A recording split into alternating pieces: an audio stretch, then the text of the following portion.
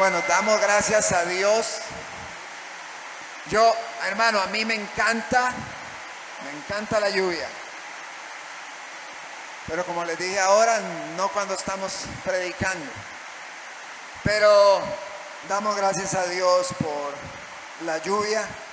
Que en otras partes del mundo desearan cayese así la lluvia. Dios nos bendice con ella. Amén. Dios nos bendice con ella.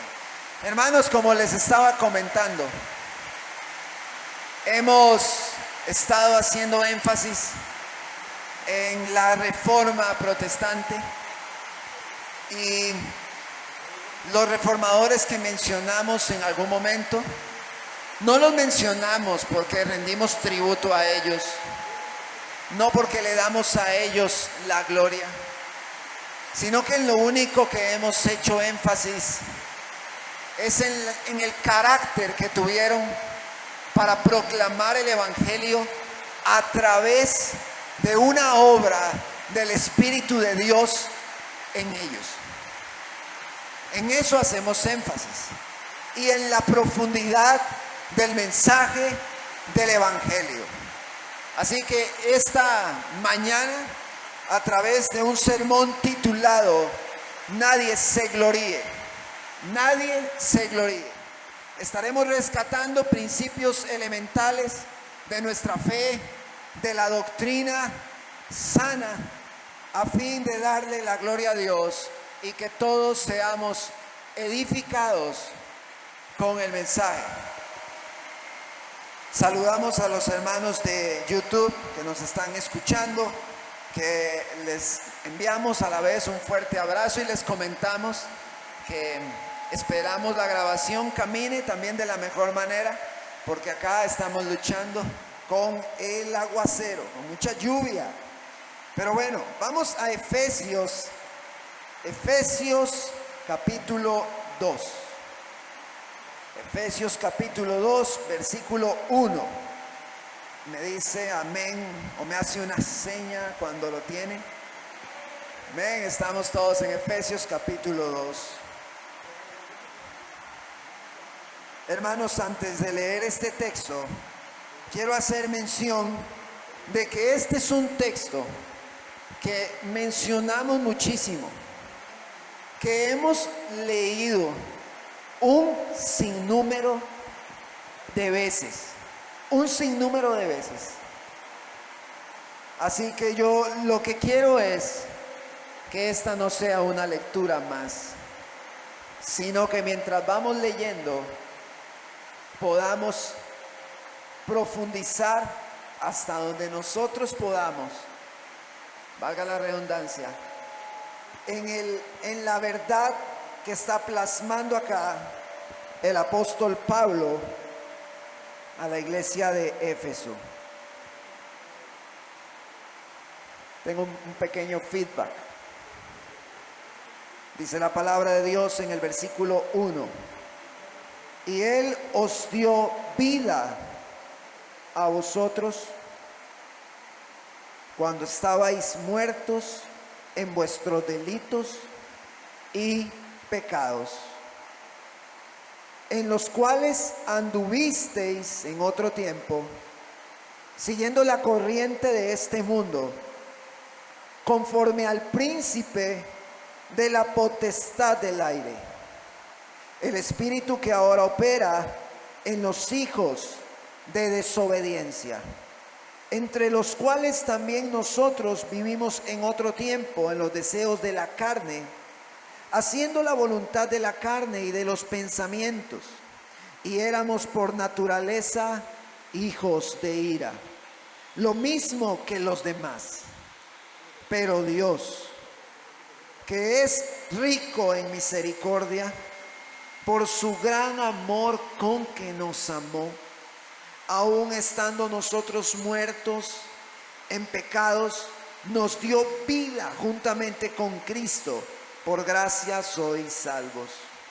Y juntamente con Él nos resucitó a sí mismo y nos hizo sentar en lugares celestiales con Cristo Jesús, para mostrar en los siglos venideros las abundantes riquezas de su gracia en su bondad para con nosotros en Cristo Jesús. Porque por gracia sois salvos por medio de la fe. Y esto no de vosotros, pues es don de Dios, no por obras, para que nadie se gloríe. Porque somos hechura suya, creados en Cristo Jesús para buenas obras, las cuales Dios preparó de antemano para que anduviésemos en ellas. Padre, esta mañana estamos delante de ti, Señor, dándote gracias por lo bueno que tú eres, Señor, con nosotros.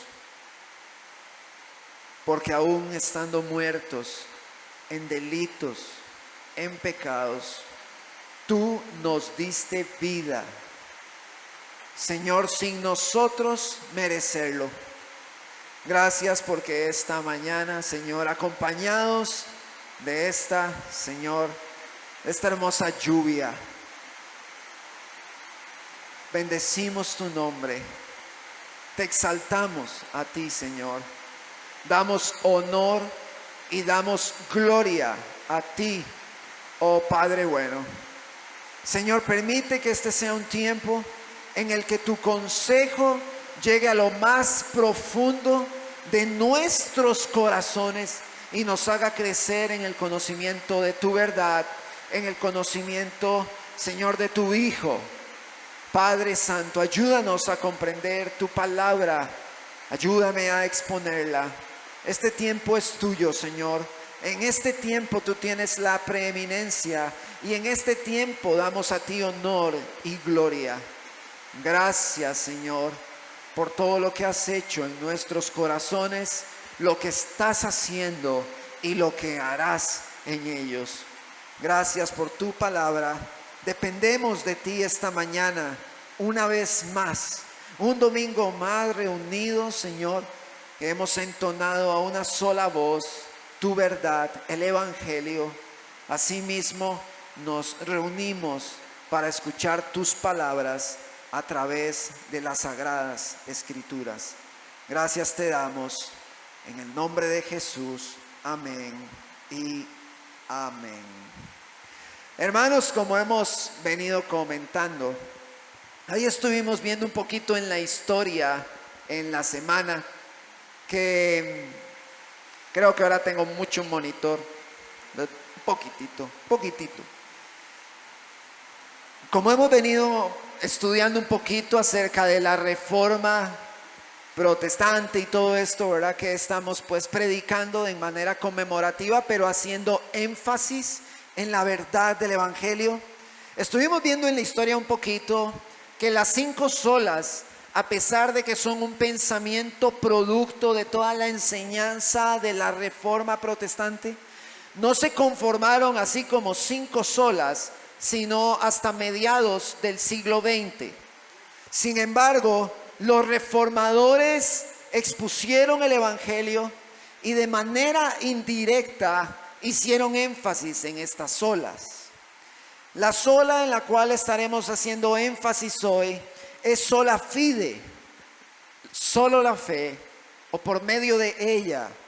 La sola fide sí fue como sola mencionada por Martín Lutero en muchas de sus defensas ante todo el movimiento que había en la Inquisición a través de la Iglesia Católica, que estaba mutilando a los protestantes, a todos aquellos que pudieron tener acceso a la verdad de la palabra de Dios. Estaban matando a los cristianos que creyeron en el Evangelio y que no siguieron la corriente de engaños y mentiras que tenía la Iglesia Católica en la Edad Media.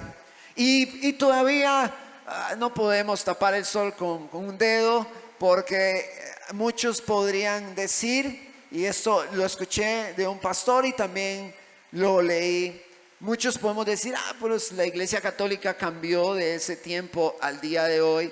Y sí cambió, se puso peor. En 1870 se da el dogma en la Iglesia Católica de la infalibilidad papal. Y bueno, pues el Papa diga lo que diga, él no tiene error, no hay error en sus palabras. Y creo que para la década de los 50 también se da el dogma en la Iglesia Católica, o bueno, para mediados del siglo XX, de la ascensión de María. Pero no es mi objetivo exponer hoy en contra de los dogmas de la Iglesia Católica.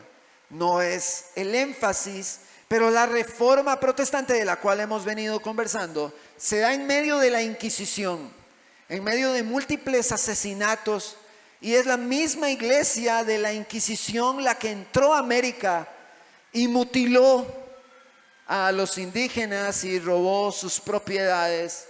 Y los historiadores y filósofos mencionan de que la masacre en la conquista de América no ha sido igualada en ninguna de las etapas bélicas de los diferentes países. La masacre de la conquista de América fue brutal, brutal. Pero no es mi punto hablar de esto. Repasamos cuáles son las solas: sola escritura, que hicimos énfasis en 2 sermones; sola fide, que estaremos trabajando el día de hoy o enfocándonos en ella; sola gratia, solus Christus y soli Deo gloria. Tomado de un artículo de Coalición por el Evangelio, para hacer un poquito acerca de la fe de la que hablaron los reformadores, que es la fe bíblica, la fe salvífica, y no es el concepto de fe que se ha deteriorado con el pasar de los años en la iglesia. Si nosotros vamos a la Real Academia Española, dice que la fe es un conjunto de creencias de una religión. Pero a través de la historia la palabra fe ha cambiado mucho, mucho. Y le han dado diferentes direcciones, enfocando más la fe en la capacidad humana para hacer algo. Como frases como: yo tengo fe en mí, yo tengo fe en Joan. Este tipo de frases vienen a distorsionar el concepto bíblico de la fe. Y estas mutaciones que ha tenido este concepto ha hecho que la palabra fe o la fe salvífica bíblica que vemos en las Sagradas Escrituras se haya distorsionado un poco. Hay otras direcciones que ha tomado cuando se refieren a un anhelo o un buen deseo potenciado para que de alguna manera se cumpla una realidad. Como por ejemplo, tenga fe en que eso va a pasar. Joan, tenga fe en que eso va a pasar. Lo que usted espera, tenga fe en que eso va a suceder. En ambos casos, la fe, en ambos casos mencionados, la fe viene a ser como una virtud o una capacidad de fabricación personal sin mayor contenido. Es una fabricación subjetiva que tengo yo del concepto de fe ante un deseo interno, ante una buena intención, pero no es la fe salvífica, no es la fe de la cual habla la palabra de Dios.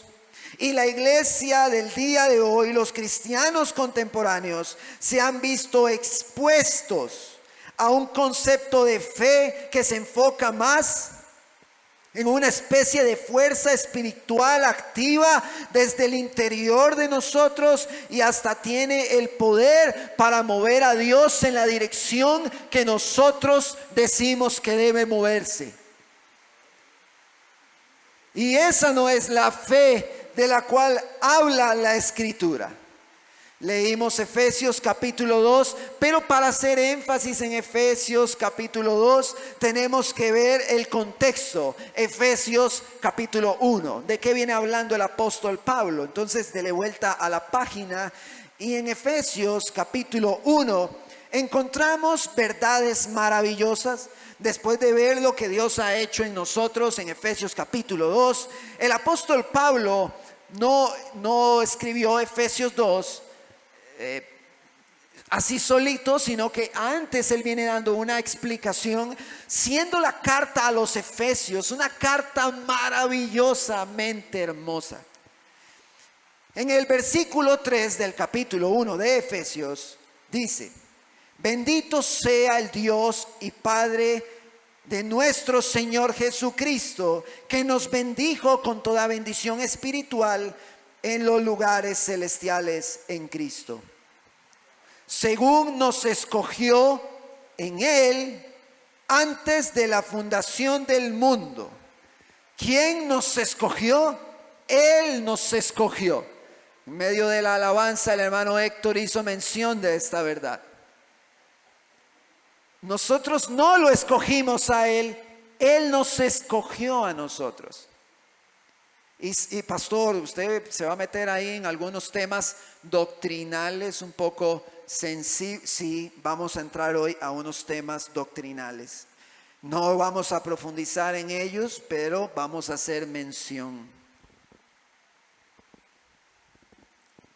Él nos escogió antes de la fundación del mundo, para que fuésemos santos y sin mancha delante de Él. Versículo 5: en amor, habiéndonos predestinado para ser adoptados. Ponga mucha atención, nos predestinó para ser adoptados. No es que fuimos adoptados y luego nos predestinó. No, nos predestinó para ser adoptados. Leamos despacito. Hijos suyos por medio de Jesucristo, según el puro afecto de su voluntad. Y luego en el versículo 11 podemos leer: en Él asimismo tuvimos herencia, habiendo sido predestinados conforme al propósito del que hace todas las cosas según el designio de su voluntad. Dios hace como quiere. Romanos 9 dice, uno de sus versículos: ¿quién es el hombre para altercar con Dios? No puede el hombre pelear con Dios. Pero nos viene reflejando el apóstol Pablo a través de estos versículos que el Señor nos ha predestinado para ser adoptados. En el versículo 13: en Él también vosotros, habiendo oído la palabra de verdad, el evangelio de vuestra salvación, y habiendo creído en Él, fuisteis sellados con el Espíritu Santo de la promesa. Todo esto tan maravilloso se manifiesta a través de la predicación, de la proclamación del evangelio. Algunos tienen como una postura, según los versículos que leímos, de que nosotros venimos a Cristo y entonces, estando en Cristo, entonces yo soy predestinado. Ok, llegué a Cristo y una vez que llegué a Él, entonces ya yo soy predestinado. Hay una situación complicada con esa postura, y es que si nosotros pensamos o aprobamos dicha postura, estamos diciendo que el hombre fue parcialmente bueno para escoger a Dios. Entonces, como el hombre escogió a Dios, cosa que la Biblia no dice, entonces el hombre escogió a Dios, ahora entonces ya es predestinado para todas las promesas. El problema con esto es que la Biblia es enfática en que el hombre no es parcialmente bueno. El hombre es totalmente malo. No. Vea, pastor, hay personas que no creen en Dios y que hacen muchas cosas buenas. Ese es el parámetro del hombre.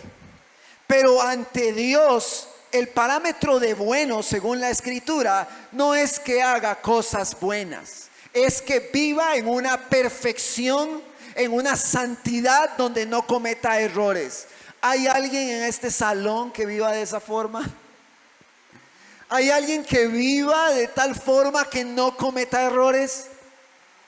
Todos nosotros hemos infringido la ley. Hemos pecado contra el Dios Santo. Hemos pecado. Romanos capítulo 3 dice que no hay justo ni a uno, que no hay quien busque a Dios, citando el apóstol Pablo el Salmo 14. Y en el versículo 23 del capítulo 3 de Romanos, el apóstol dice que por ese pecado, que por esa infracción, todos estamos destituidos de la gloria de Dios, estamos listos, no hay nada que hacer. Inclusive, no lo busque, en Génesis capítulo 6, antes de que se dieran las instrucciones para la construcción del arca de Noé, en el versículo 5 dice que el Señor vio la magnitud de la maldad humana en la tierra y que todo lo que la gente pensaba o imaginaba era siempre totalmente malo. Leído en la Nueva Traducción Viviente. ¿Por qué hago mención de estas cosas para hablar de la sola fide? Porque uno de los mayores conflictos en la Reforma Protestante fue el tema del libre albedrío. Ese fue uno de los temas con los que Martín Lutero tuvo que luchar en cuanto a doctrina y teología, y la Iglesia Católica se oponía, y muchos hoy inclusive piensan como pensaba o piensa la Iglesia Católica respecto a la doctrina. Pongamos mucha atención a esto. Este concepto del libre albedrío no es más que elegir de acuerdo a nuestros deseos. Todos aquí elegimos de acuerdo a nuestros deseos. ¿Cuántos dicen amén? ¿Ese es el libre albedrío? ¿Tenemos o no ese libre albedrío? Lo tenemos. Pero aquí es donde viene el conflicto. Jonathan Edwards, en su obra La libertad de la voluntad, define el libre albedrío como aquello por lo cual la mente elige. Él plantea, al igual que R.C. Sproul, la caída del pecado de Adán y Eva. Pongan mucha atención y vayamos a la historia. Tratemos de imaginar a Adán y Eva, el Génesis. La caída dejó intacta la voluntad del hombre. No tocó la voluntad del hombre, puesto que todavía tenemos la facultad de elegir. Nuestras mentes, hermano, han sido entenebrecidas. Han sido entenebrecidas. ¿Dónde está mi hermano Roy? ¿Dónde está Roy? Necesito al monitor otra vez. Nuestras mentes, hermano, han sido entenebrecidas con el pecado. ¿Tenemos libre albedrío para elegir? ¿Sí o no? Lo tenemos. Podemos elegir, pero la mente del hombre está entenebrecida por el pecado. Yo quiero que usted comprenda esto conmigo, porque si usted no rescata este concepto hoy, yo no quisiera después escucharlo hablando desatinadamente este tema. Nuestras mentes han sido entenebrecidas por el pecado y los deseos de nuestra carne siempre serán malos. Por eso el apóstol Pablo en Romanos capítulo 7 dice: hay una ley en mis miembros, en mi carne, que se levanta, y es la ley del pecado, que siempre quiere hacer lo malo. Jeremías capítulo 17 dice que el corazón es engañoso más que todas las cosas y es perverso. El corazón del hombre es perverso, y la libertad de nuestra voluntad, este libre albedrío para decidir, es nuestra maldición, plantea R.C. Sproul, porque todavía podemos elegir de acuerdo a nuestros deseos, y nuestros deseos siempre serán inclinados al pecado. Siempre se inclinarán al pecado. Ante el conflicto del libre albedrío, Pongan atención a lo que dice Martín Lutero en la época de la Reforma, en medio de este conflicto. Martín Lutero da una frase muy pesada y yo no quisiera que usted su susceptibilidad se vea afectada por esta frase de Martín Lutero. Y él dice: si algún hombre le atribuye una parte de la salvación, aunque sea lo mínimo, al libre albedrío del hombre, no sabe absolutamente nada acerca de la gracia y no tiene el debido conocimiento de nuestro Señor Jesucristo. No hay participación nuestra, no hay un deseo en mi corazón propio, en el mío, que me lleve o me llevó a buscar a Dios. Ningún hombre puede por su propia cuenta acercarse a Dios. Ningún hombre puede. Pastor, pero la Biblia dice que a todos los que le recibieron, todos los que creyeron, sí, nosotros le aceptamos, nosotros le recibimos. Pero esto sucede cuando el Espíritu de Dios está ya operando en el corazón de ese hombre o de esa mujer. Por su propia naturaleza, el hombre le va a huir a Dios. No quiere nada con Dios. El hombre no quiere que se le señale el pecado. El hombre no quiere esto. Y entonces venimos a Efesios capítulo 2, en el versículo 1.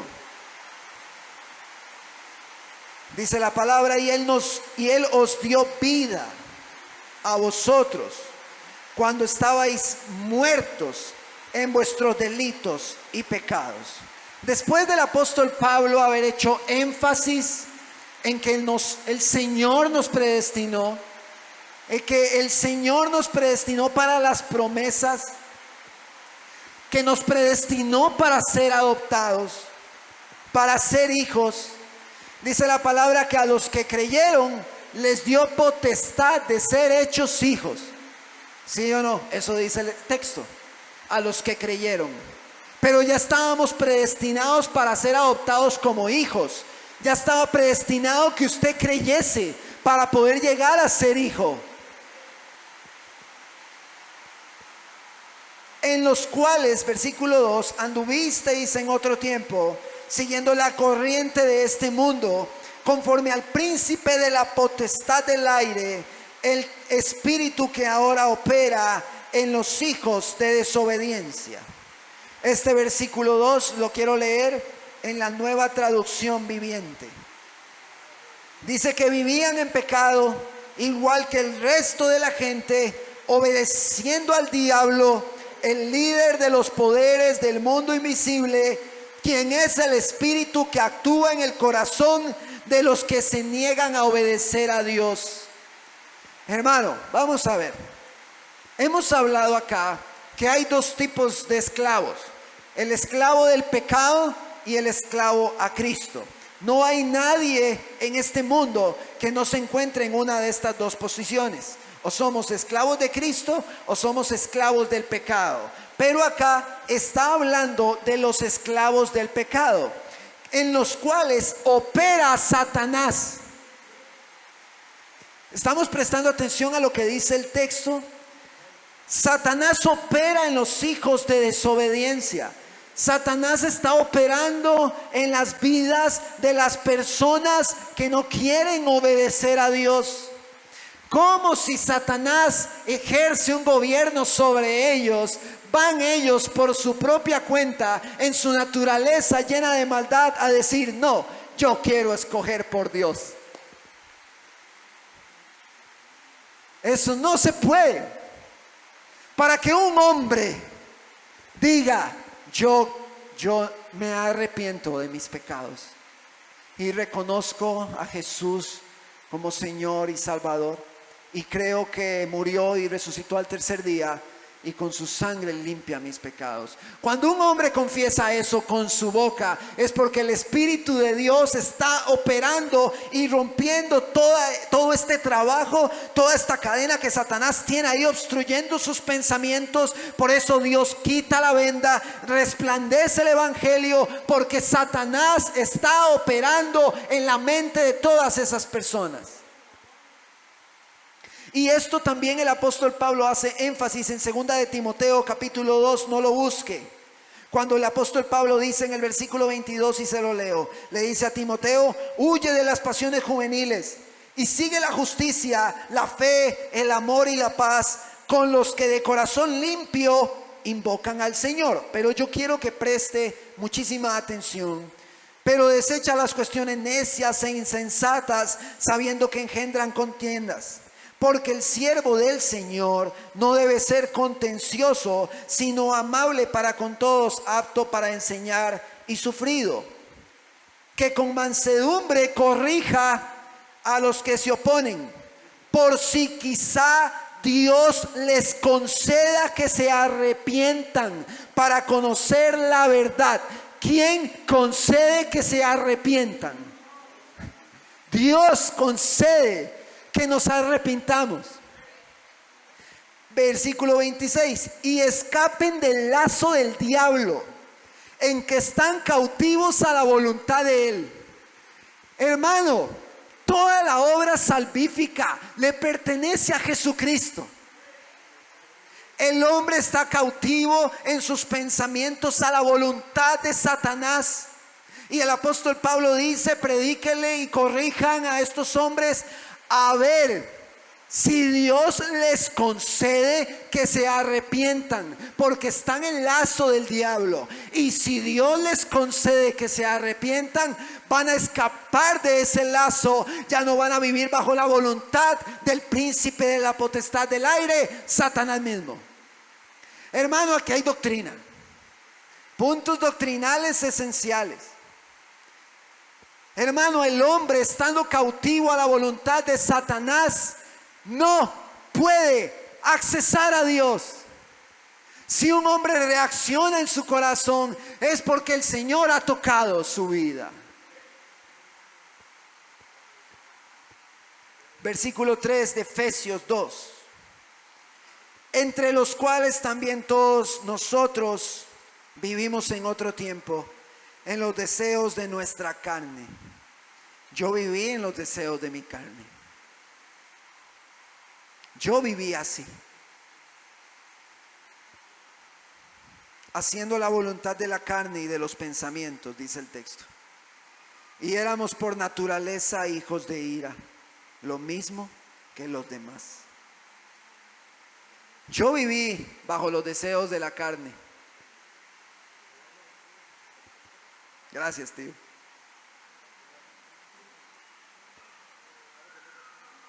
Viví bajo la voluntad de la carne y de mis pensamientos, lo mismo que todos los demás.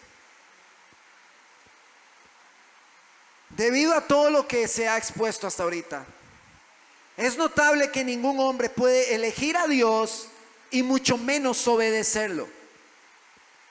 No, pastor, pero yo he elegido a Dios y yo he venido porque yo elijo a Dios, yo quiero acercarme, pero creo que el dilema radica en qué me llevó a mí a buscar a Dios.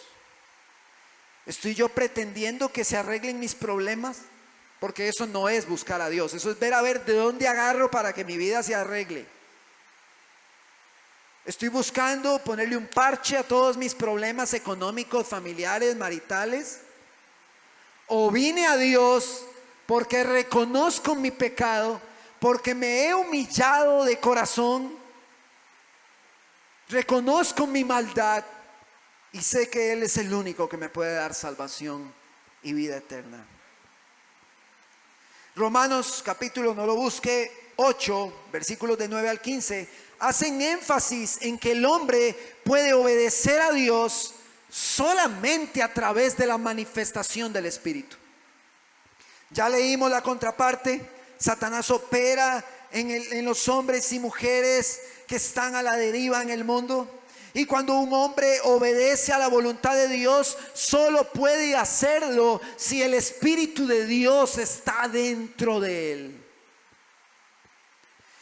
Y muchos se preguntarán, pero Abraham,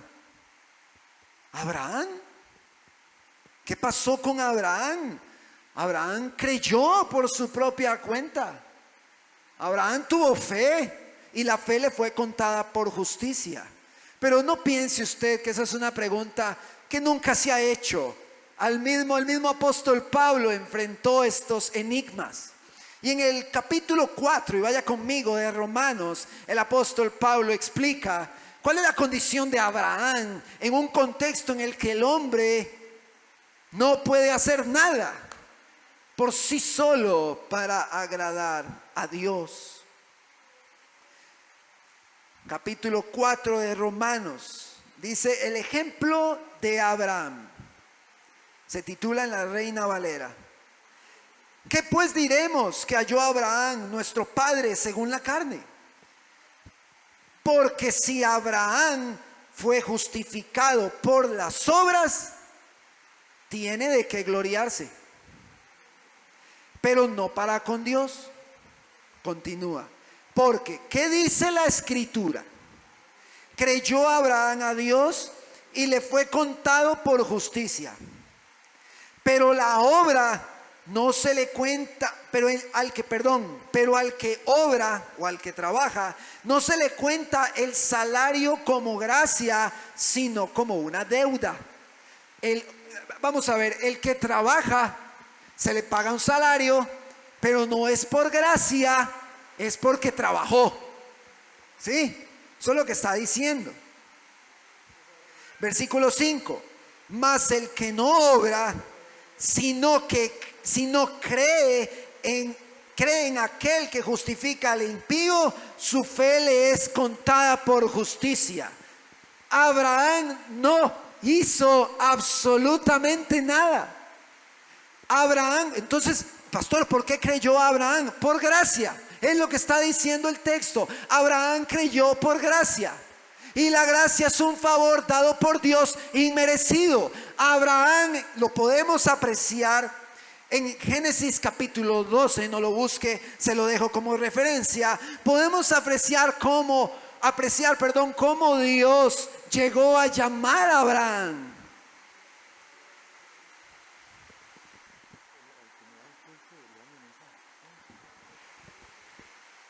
Quiero recibiendo indicaciones.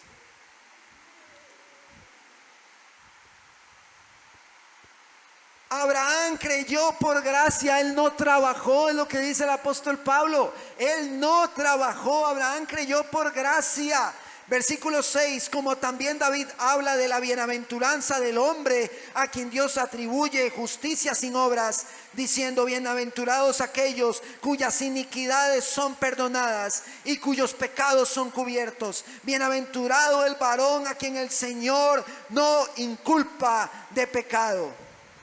Entonces, en los siguientes versículos, del 9 al 13, el apóstol Pablo responde y dice: vamos a ver si es por un tema de la circuncisión o no. ¿Cuándo fue que fue justificado por la fe, contado por justicia la fe, o contada por justicia la fe de Abraham? ¿Antes o después de la circuncisión?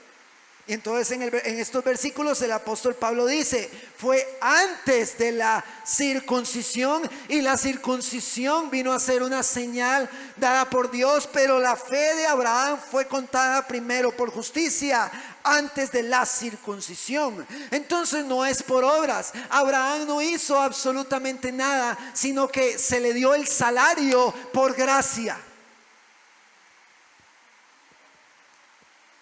Y continuamos en Efesios capítulo 2, versículo 4. Hasta el versículo 3 vimos la condición en la que estábamos nosotros sin Jesús.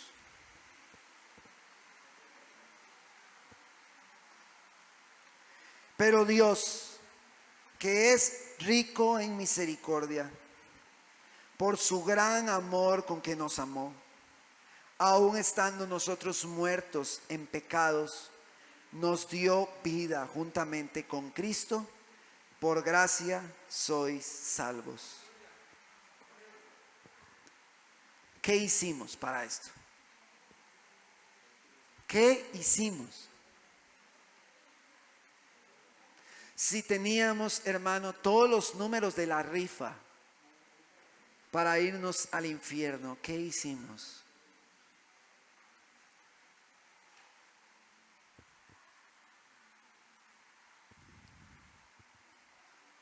¿Qué hicimos nosotros? Versículo 6. Y juntamente con Él nos resucitó y asimismo nos hizo sentar en lugares celestiales con Cristo Jesús. Y si le queda distorsionado el versículo, quiero leérselo en la Nueva Traducción Viviente. Dice, pues nos levantó de los muertos junto con Cristo, o sea, resucitó nuestro ser. Y nos sentó con Él en los lugares celestiales, porque estamos unidos a Cristo. Nosotros somos uno con Cristo. ¿Cómo puede ser eso? Somos uno con Cristo. Cristo está en nosotros y no lo merecemos. Nosotros no merecemos nada. Nada de lo que recibimos lo merecemos. Todo lo que el Señor nos ha dado es por gracia. No, pastor, yo he sido tan bueno para darle a Dios. Yo siempre le he dado a Dios. Si usted piensa así, yo espero que esté abundando en toda buena obra, como dice la palabra en Corintios. Porque para eso Dios le da. Pero lo que nosotros hemos dado a Dios, lo que hemos entregado, lo hacemos por gratitud, por amor. Y lo que tenemos en Cristo hoy es por gracia. Nosotros no podemos comprar nada, ni con nuestros actos, ni con nuestro estudio profundo de la palabra, ni mis tiempos de oración. Yo con eso no estoy comprando nada. Pastor, ¿entonces qué? Yo no gano nada yendo a la iglesia. Si usted viene a la iglesia para comprar un favor, se equivocó de lugar. Ay, pastor, no diga eso, hay gente que no va a volver. Nosotros no compramos las bendiciones. Todo es por gracia. Versículo 7, para mostrar en los siglos venideros las abundantes riquezas de su gracia en su bondad para con nosotros en Cristo Jesús. Y leo esto en la Nueva Traducción Viviente. De modo que en los tiempos futuros Dios puede ponernos como ejemplos de la increíble riqueza de la gracia y la bondad que nos tuvo, como se ve en todo lo que ha hecho por nosotros, que estamos unidos a Cristo Jesús. Hermanos, nosotros estamos unidos a Él. No sé si de verdad profundizamos esta verdad. Versículo 8. Porque por gracia sois salvos por medio de la fe. Y esto no de vosotros, pues es un don de Dios. El hombre queda nulo ante toda la obra salvífica de Dios, y Dios toma, como decía el hermano Héctor, al que estaba perdido, lo saca del fango, Él lo escoge y Él lo toma y lo trae y lo limpia y lo viste y le da preciosas, maravillosas promesas eternas en Él. Y no solamente esto, sino el texto dice que lo une a Él, y sus estatutos y su poder entran al corazón de ese hombre, y ese hombre o esa mujer son uno con Cristo. Por eso donde está la iglesia está Él. ¿Quieres saber si la presencia de Dios está en algún lugar? Mientras está la iglesia, ahí está. Mientras la iglesia esté, allí está el Señor, porque Él mora en los corazones de todos aquellos que han nacido de nuevo. Él mora en nosotros, somos uno con Él. Y este conflicto de la sola fide se da en la época de la Reforma, porque la Iglesia Católica añadía obras. Yo he escuchado a personas decir: no, las buenas obras que yo hago me hacen puntitos con el hombre. Así, me hacen puntitos. Yo cada cosa buena que hago, yo gano puntitos con él. ¿Y sabe qué es lo triste de eso? Que hay un montón de iglesia que piensa eso. Qué cosa más increíble. Nosotros no estamos haciendo puntitos, porque todo es por gracia. Vean, no merecemos nada, hermanos. No merecemos nada más que el infierno y la condenación eterna. Y en el versículo 9 dice el texto: no por obras, para que nadie se gloríe.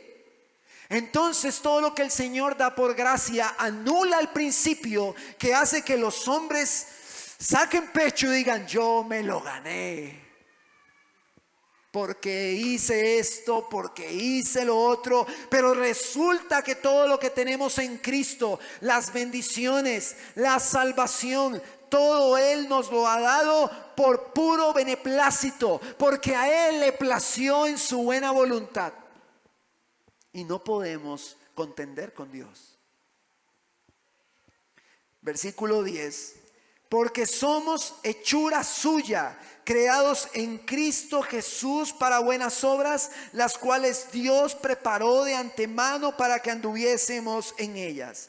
La fe salvífica, la fe de la palabra de Dios, nos refleja a través de un texto como el muy conocido en Hebreos 11:1, que dice que la fe es la certeza de lo que se espera y la convicción de lo que no se ve. ¿Cuántos dicen amén? Pero también en Hebreos 12:2 dice que Jesucristo es el autor y consumador de esa fe. Puesto los ojos en Jesús, el autor y consumador de la fe, Él pone la fe, Él da la fe a través de la palabra de Dios, para que todo aquel que en Él crea no se pierda, sino que tenga vida eterna. Y allí radica el poder del evangelio, de nuestra salvación. Hermanos, nosotros estamos unidos con Cristo, estamos unidos con Él. ¿De verdad nosotros estamos conscientes que estamos unidos con Cristo? Sí, estamos conscientes de eso cuando nos reunimos entre nosotros. Cuando tratamos a nuestro hermano, ¿estamos conscientes de que nosotros tenemos a Cristo en nosotros? Justificados, no lo busque, Romanos 5:1, justificados pues por la fe, tenemos paz para con Dios por medio de nuestro Señor Jesucristo. ¿Por qué paz? Porque el que está bajo la voluntad de Satanás, que lo leímos y lo vimos, el que no puede venir a Dios, está en una enemistad con Dios. Pero esta declaración de que somos justificados por medio de la fe nos lleva a estar en paz con el Dios Santo, por quien también, dice en el versículo 2, tenemos entrada por la fe a esta gracia, en la cual estamos firmes y nos gloriamos en la esperanza de la gloria de Dios. Nosotros somos salvos porque somos justificados, y somos justificados por medio de la fe, y el autor y consumador de la fe es Él. Y pastor, pero vamos a ver, ¿qué es la justificación? Es que usted menciona la justificación, pero ¿qué es eso? La justificación es el acto por el cual los pecadores injustos son hechos justos a los ojos de un Dios santo y bueno. Yo vivía bajo la voluntad de mis pensamientos, como estamos leyendo en Efesios. Vivía bajo la voluntad de mi carne, siendo injusto, y delante de Dios un hijo de ira. Un hijo de ira. Pero por medio de la fe que Dios me dio a mí a través del bendito evangelio, por medio de esa maravillosa fe, ante los ojos de Dios soy justo. justificado a pesar de lo que soy. Y aquí es donde radica la esencia maravillosa del Evangelio. Somos justificados únicamente por los méritos de Cristo, no por los nuestros. Hermano, la fe sola es suficiente. La fe sola es suficiente, mis amados hermanos. Porque ante la justicia no tenemos nada que hacer. Estamos hablando que llegamos delante de un Dios santo. Hace algunos años, es más, hace 10 años, yo me acuerdo que mi papá estaba atravesando una situación ahí difícil y se nos vino otra vez. Una situación difícil y yo salí del trabajo manejando. ¿Me escucho bien, sí? Yo salí del trabajo manejando. Y en esos años habían subido la multa de hablar por celular como a $500,000 colones. Gaby estaba embarazada de Ezequiel. Y yo andaba con muchísimo trabajo. Y salí del plantel, iba manejando estresado y mi papá me llama. Y le contesto. A los 2 segundos tenía un oficial aquí en la moto. Me hace así. Yo paro el carro y me dice: ya usted sabe que no puede andar hablando por celular y manejando. Sí, oficial. Tome su parte. Me fui con el parte. Pero yo guardé silencio porque yo sabía que había infringido. Yo lo sabía. Otros, aún infringiendo la ley, dicen: yo lo peleo. Yo me echo el pleito. Yo me echo el pleito con el tráfico, pero a mí no me hace la multa. Y a veces queremos ser así con la justicia de Dios. Y ante la justicia de Dios, dice la palabra que toda boca queda cerrada. No hay defensa, no hay oficial. Yo tengo un problema. No. Oficial, tengo una vida muy difícil. Tengo muchos problemas. Por favor, no me haga el parte. No. Yo había infringido la ley y eso ameritaba una multa. Todos hemos infringido la ley de Dios y todos merecemos el castigo. Pero ahí es donde entra el texto de Efesios. Aún estando nosotros muertos en delitos y pecados, con su gran amor con el que nos amó, nos dio vida juntamente con Cristo. En la época de la Reforma, la teología protestante decía que la causa instrumental, el instrumento de la justificación, era únicamente la fe, asignándole todos los méritos a Cristo. Pero la teología católica enseñaba, o no sé si enseña hoy, que el bautismo es la causa instrumental primaria de la justificación y que el sacramento de la penitencia es la secundaria o restauradora. En Romanos capítulo 10, versículo 17, dice la palabra del Señor que la fe es por el oír y el oír por la palabra de Dios.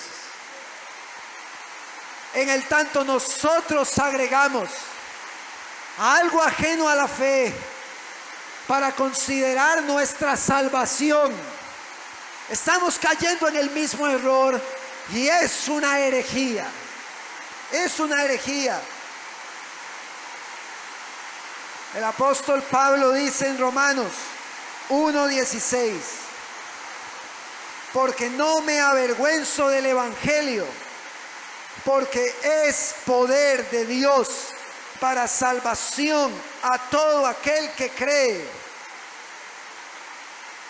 al judío primeramente y también al griego. Porque en el Evangelio la justicia de Dios se revela por fe y para fe, como está escrito, mas el justo por la fe vivirá.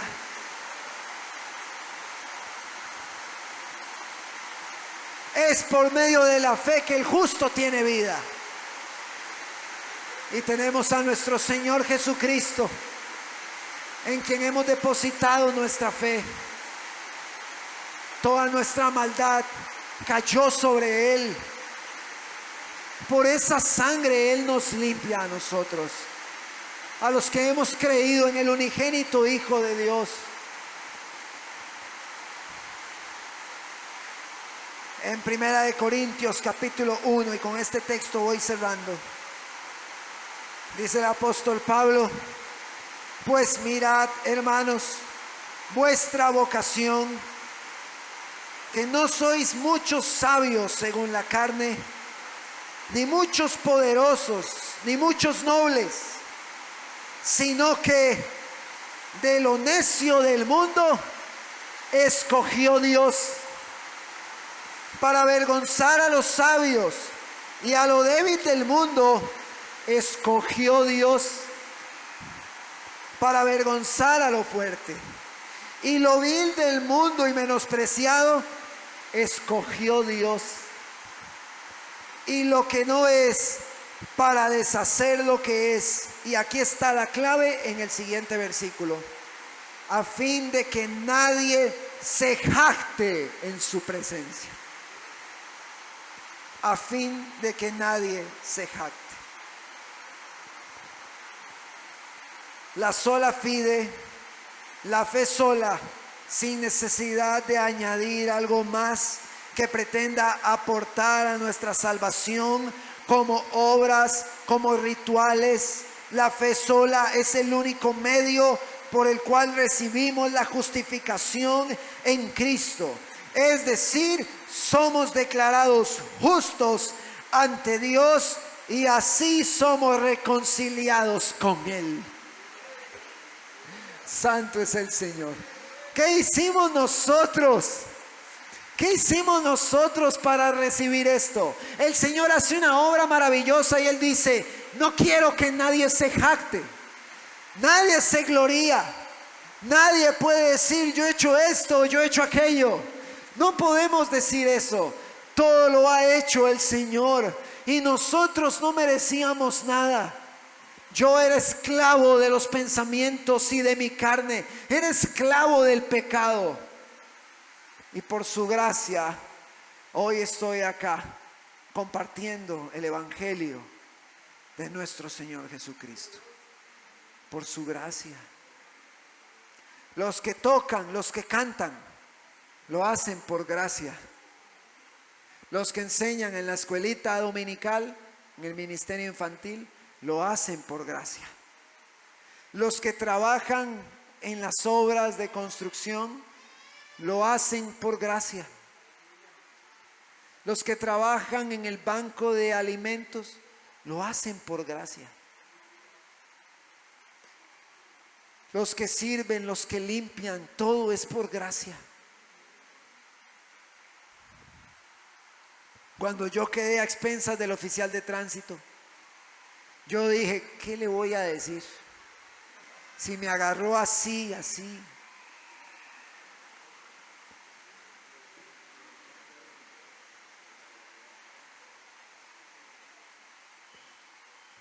¿Qué le voy a decir? Soy culpable. Y ante la ley todos somos culpables.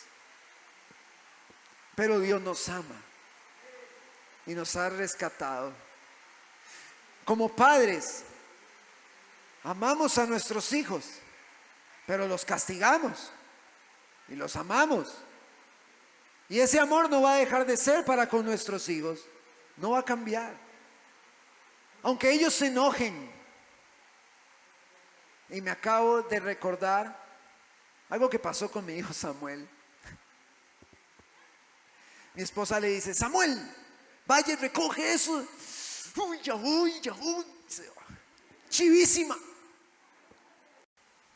Y se sienta en el sillón después de que lo... Así.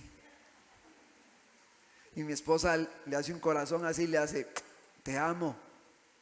Y él hace... Le despedazó el corazón a mi esposa.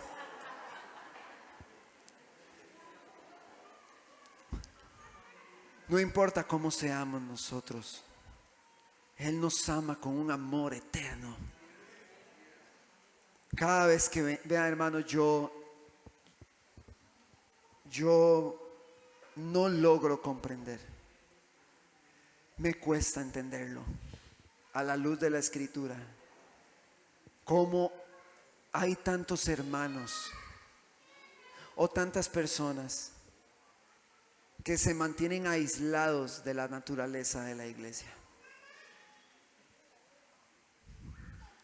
Yo no sé cómo hacen, pero si el resplandor del Evangelio ha calado en nosotros, nosotros amamos la iglesia. Yo no quiero, hermano, que usted lea este texto de Efesios y lo lea como una lectura más.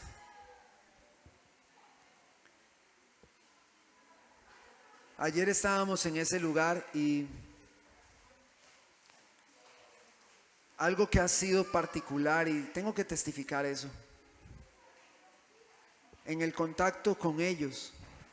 Es que, vamos a ver, si mi esposa y yo, o ustedes mismos, van a la carpa, a la misión, allá donde el pastor William, pues todos nos conocemos. Pastor, ¿y cómo está? Y esto y el otro, y saludamos y abrazamos, y pues todos nos conocemos, es normal. Pero algo que me ha sorprendido mucho, compartiendo con esos otros hermanos que apenas estoy conociendo, es que reflejan a Cristo en eso. Ellos nos hablan como si tuvieran todos los años de conocernos. Y esto no debe de sorprendernos, porque Cristo debe operar en todos nosotros. Pero no deja de haber cierto asombro. Y entonces el pastor Alan me andaba por todo lado, yo le comentaba a un hermano, me andaba presentando con todos los pastores. Y él decía, él es un amigo, David, mi hermano. Y me presentaba como si yo tuviese una estrecha amistad con él. Pero no es por eso que él me presentaba de esa forma, sino porque el mismo Cristo está en nosotros. No importa si tengo años de conocerlo o no tengo años. Si Cristo está, usted lo ama.